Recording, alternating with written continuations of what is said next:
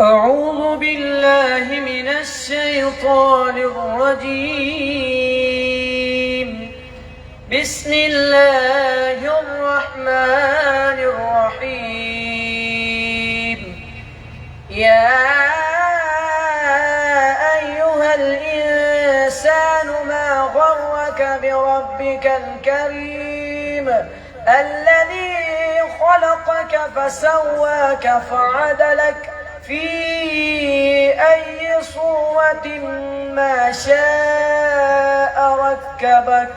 كلا بل تكذبون بالدين وإن عليكم لحافظين كراما كاتبين يعلمون ما تفعلون. إن الأبرار لفي نعيم وإن الفجار لفي جحيم يصلونها يوم الدين وما هم عنها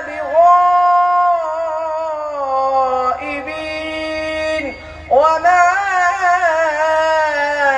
أدراك ما يوم الدين ثم ما